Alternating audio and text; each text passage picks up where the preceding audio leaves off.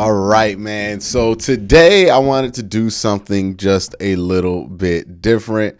I usually kind of do more breakdown stuff, but also I wanted to just, lighten the mood, do some hot takes, and do some memes. So what I'm going to do is go over Browns Twitter hot takes, some hot takes that I just saw on Twitter that aren't even Browns related, and some memes. Let's go through them. Let's have some fun with it. First one we got from a Rendall who says he quote tweeted, screenshotted a tweet from, I guess this is a Bengal fan who was responding to a Browns fan saying, "Burrow will slaughter your pathetic franchise."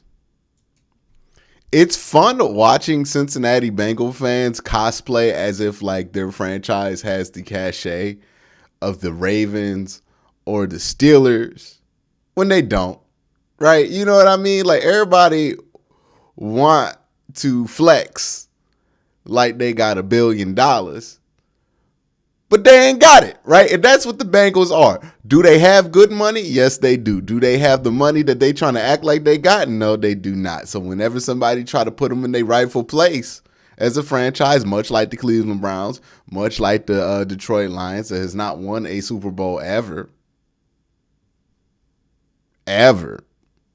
they get mad and act like like they are one of those franchises. The reality is that we don't talk about the Bengals like we talk about the Steelers. We don't talk about the Bengals like we talk about the Baltimore Ravens. And definitely in Cleveland, we don't talk about the Bengals like that. Not because the Bengals haven't been a decent franchise, but they ain't doing us like Pittsburgh has done us. It ain't been like that, right? Baltimore has been close, right? But when it comes to Cincinnati, we've always felt like we could split that one.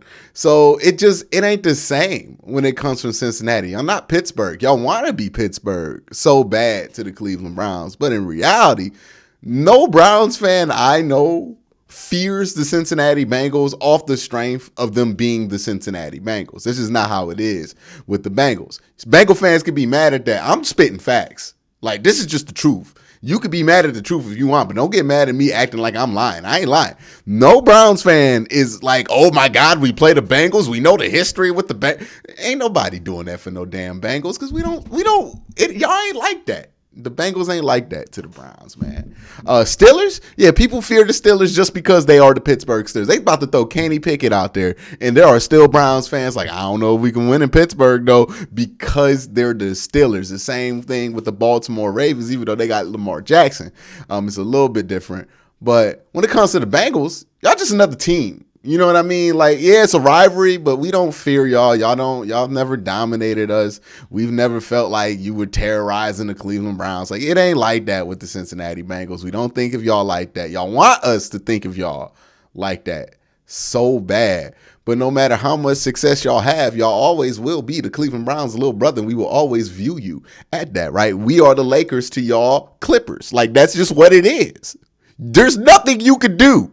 Right? There's nothing you can do to get out of this. You will always be our Clippers. That just is what it is. Ain't no anger. We be happy for y'all when y'all get success, to be honest. You know what I mean? We don't hate y'all like that. It just ain't what y'all want it to be, Cincinnati fans. But y'all want it to be something so bad.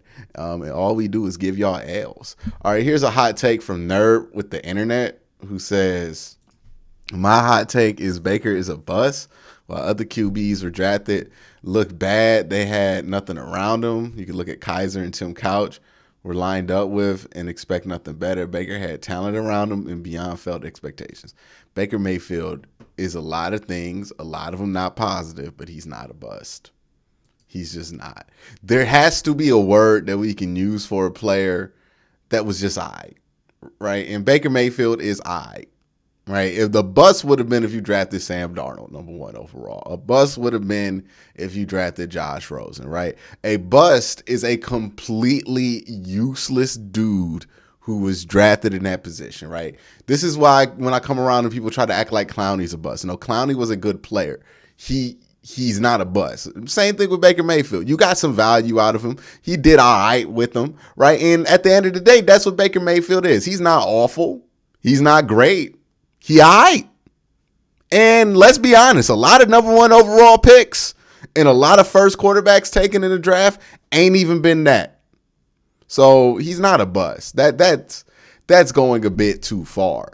He's just all right, right? You know what I mean? And I think people need to learn how to grasp that concept that somebody can be all right and that's okay. We don't have to make somebody to like. The problem I have with the Baker Mayfield discourse in Cleveland is that, you know, there are some people who are just done with him, and that's whatever, right? He's not going to be on the team much longer. And then there are some people who want to build a statue and a shrine to him when he was just all right. And when you just all right, you just all right, right? Like, he was just all right. He was all right. We drafted two other, like in 2018, they drafted three players in the first 2 rounds. 2 of them were excellent. One of them was Baker Mayfield, who was all right. I feel like that's a fair statement. If you're not a diehard Baker fan, you can understand it's a fair statement, but some people have a hard time accepting he's just all right. And even somebody like Tree, and look, Tree just hates on Baker Mayfield like religiously. You know what I mean? But and some of y'all think I do that, but you should really see some of the stuff that other people put out there. But I digress. He's not a bust. He's just all right. And we got to accept that. He's just all right. He wasn't good enough to get us where we wanted to be, but he also wasn't terrible. But that doesn't mean you build a statue to him. All right, the next hot take comes from Long Stride Tommy. Says David Bell sets the rookie franchise receiving record in catches and yards. That would be 52 catches, 920 yards, and 9 touchdowns in 1964. I think the yards and the touchdowns, well, the yards are reasonable. I don't know if he gets to 52 targets there or catches, because that would be pretty tough to get to in this offense. But it's certainly reasonable. I mean, like, it's kind of embarrassing that the rookie record is still set from somebody from 1964. You know what I mean? That says a lot about our inability to draft and develop young wide receivers more than anything. It should not be that low. But, yeah, that's a bar that's low enough for David Bell to achieve it. Not saying that, like, you know, if David Bell gets that 929 yards and 52, like, that's work. That's real work right there. So I would be ecstatic if he can get it. But it is a low bar when you talk about a rookie record. Like, you would think it's over 1,000 yards. The next question, no, not that question. I'm not doing Q&A today. The next hot take comes from Mr. Camtastic, who says Anthony Schwartz gets over 1,000 yards this year. That is a hot take. I have not heard many Anthony Schwartz hot takes. It seems like the hype has died down on him considerably. But I will say this. Where that hype has not died down is in the building in Berea, because like Kevin Stefanski believes in him from everything that I know. He believes in Anthony Schwartz. I don't know about that one, but you know, he believes in him. Hill Kendrick Lamar fan says Johnny was more talented and a better teammate than Baker Mayfield. Okay, well, you have to qualify this statement, right? Because there are some areas in which this is true and there are some areas in which this is not true, right? Johnny was not more talented than Baker Mayfield. I think Johnny Manziel was a better runner than Baker Mayfield. Not like faster or anything, but he was just a more agile, quick person who could slide out of a little bit more troublesome situations than Baker Mayfield could. But Baker had better arm talent. Baker, when he could be accurate, you know, when he was on one of his moods where he wanted to be accurate, he was pretty damn accurate. There was just way too many games in which he was incredibly inaccurate. I guess you could say Johnny was more consistent than Baker Mayfield, because I think Johnny was like consistently always bad most of the games that he played in, more so than Baker, right? Baker can be up and down. A better teammate is an interesting question, because I don't know how you would determine what's a better teammate. By a coach's standard, I don't think that Johnny Manziel would be considered a better teammate if you're looking at this from a coach's perspective. But if you're looking at this as like a teammate, yeah, I think the teammates of Johnny Manziel like Johnny Manziel more than the teammates of Baker Mayfield did. One, because Johnny was we forget how big of a celebrity Johnny Football was when he was on the Cleveland Browns, fresh out of Texas A&M. He was a ginormous celebrity. So like, you would get access to stuff that you didn't get access to because you knew Johnny. Like, and it was just cool to know Johnny. When it comes to Baker, Baker was never at that level of fame or stardom. I mean, he was a pretty decent star for a couple of years, but he was never like that, right? So I think Johnny would have gotten along better with some of the people in the locker room, and the people in the locker room who shared one with Johnny Manziel seemed to like Johnny Manziel, right? Like, the issues are more or less his responsibility or his lack of responsibility to his professional obligations, which would drive coaches crazy. Baker's issue seems to be all over the place when it comes to his teammates. And, I'll leave it alone at that point. But, yeah, I think that Johnny was not more talented. It depends on how you view better teammate than Baker Mayfield, because I can definitely see in some aspects where if I'm sharing a locker room with Johnny Manziel as a teammate, as a person on the team, I would have probably enjoyed Johnny better than Baker. But like from an overall locker room culture standpoint, I don't know if that one's true either. Either way, I mean, Baker Mayfield on the field too was just much better than Johnny Manziel. Let's not forget that. Like, Baker did have some success in the league, not as much as we would have wanted him to, but a little bit, right? Responding to a bad take, there was a guy who said, and I don't know who this dude is on Brown's Twitter. I really don't even want to give him more pump, but this guy referred to it. He said that we should cut Watson while we still have a chance with Baker Mayfield. I mean, there are multiple reasons why that's like one of the top 10 dumbest takes of all time. One, because the Browns, if they cut Deshaun Watson without cause, would have $230 million in dead cap. So like they literally can't. That's not how the NFL works. This is not college football. You can't just kick somebody off the team. They have contractual obligations. And Deshaun Watson is going to have $230 million in dead cap if you cut him, which is almost the whole salary cap. So that's just not happening. They would not cut Deshaun Watson. I mean, like, even if he does get banished from life from the NFL, then that voids the contract, and then they could cut him. But, like, if that does not happen, then no. And then to have a chance with Baker Mayfield, I mean, like, if you believe Baker Mayfield can be a franchise quarterback still, that's cool and all. But why would you pray that Watson can get cut just so you can prove your point? Again, this is where we get into these weeds in Twitter, where people want more so than they want their team to have success.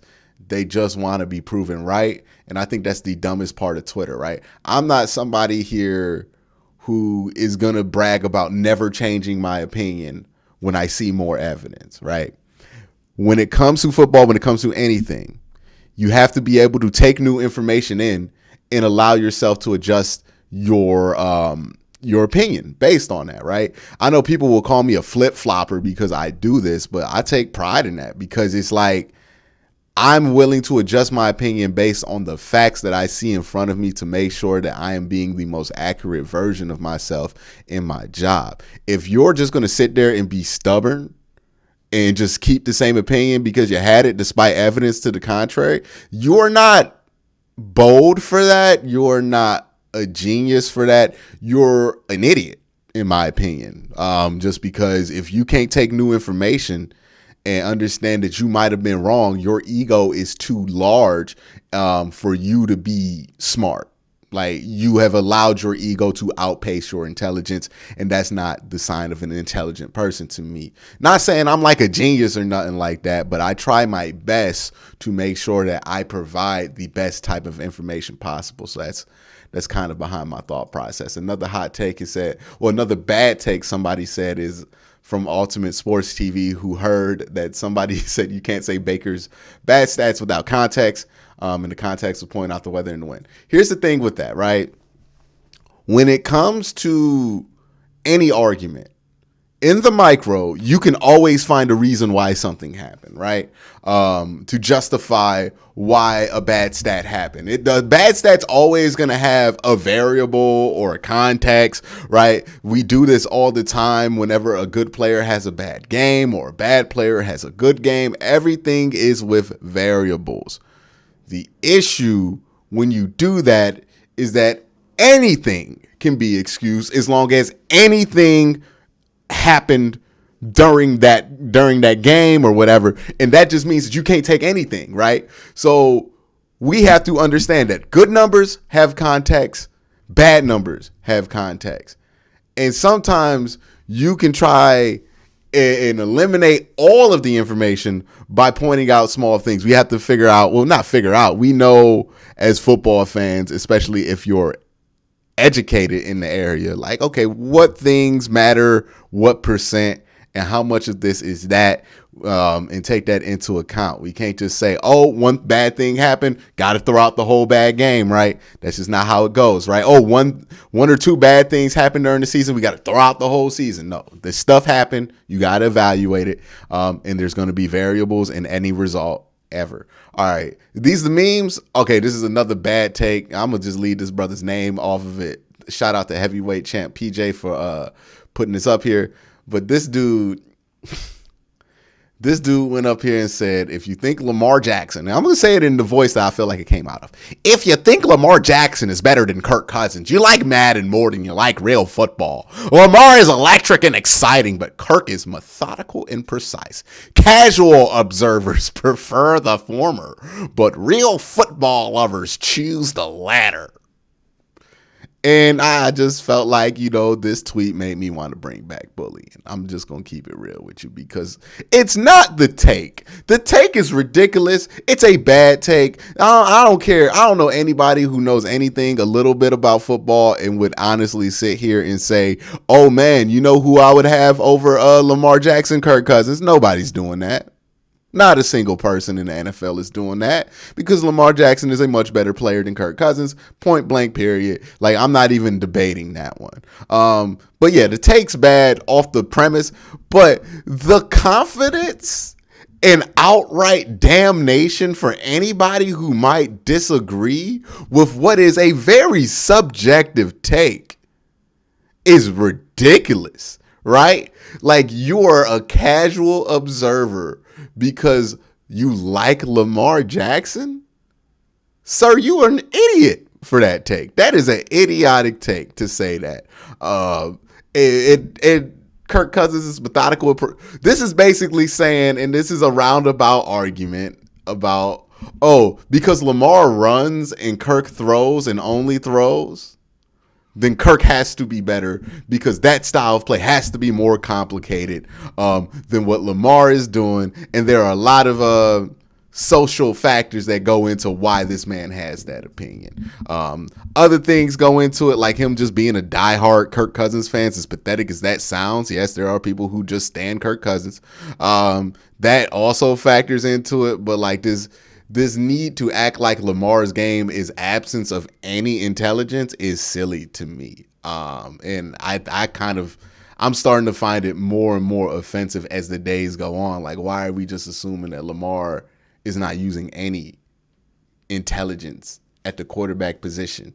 But we're going to give Kirk Cousins all this credit for being methodical, when if you watch Kirk Cousins tape, all he does is throw the goddamn check down. Ain't nothing methodical about taking a check down for 2 downs. Anybody can do that. You know what I mean? Like, and we could talk about being carried, Kirk Cousins. I mean, look at the wide receivers he has had in Minnesota and look at the lack of success that he has had as an offense. And then ask me about who's carried too. It's just a bad take. I thought it was funny. Let's move on to some of these memes. And look, if you are a diehard Baker Mayfield fan or somehow a diehard Kenny Pickett fan, it's going to be a lot of slander. It's going to be a lot of slander. These memes were not nice to Baker Mayfield or Kenny Pickett. Trigger warning. I'm just warning you now. All right, so we will get into it.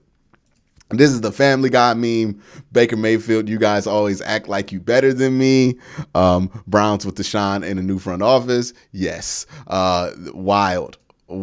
This is just soft slander at this point, man. Oh, my goodness. They did this one to the boy who want me. No, 100%. It's kind of how it feels like trying to trade Baker Mayfield right now. This is some Kenny Pickett slander, which I just found funny, making fun of Kenny Pickett's hands. If you don't know, Kenny Pickett got some of the smallest hands ever measured in the NFL Combine history at the quarterback position, about 8.5-inch hands. Kenny Pickett high-fives the boys for the locker room at the first time. Just absolute murder right here. Somebody edited Myles Garrett and Mason Rudolph's face into the Will Smith Chris Rock slap. That's a good one, Steve. That's a good one. That's a good one. I give that a B. All right. Oh my God. Why we keep doing this to this man? If Kenny Pickett turns out to be good, we gonna still drop all these tiny hands memes. I don't care. I don't care. We gonna drop them memes because they too funny. Look at that. Look. Oh man. Oh man. Another meme here. Baker Mayfield help wanted. That's a C plus. That's a C. I felt like we could have done better because he's not even looking at the help wanted in the picture, right? It's on the outside of it. We just got to do better. We got to do better. I think there's room for improvement. Look, if you're going to make these jokes, you got to be proficient. Appreciate the effort, Aaron. Appreciate the effort. But that's going to be it. That's the kind of meme review, hot take review of Browns Twitter. Let me know what you guys think down in the comment section below. But again, guys, thank you all for watching. Y'all have a great day. Have a good night.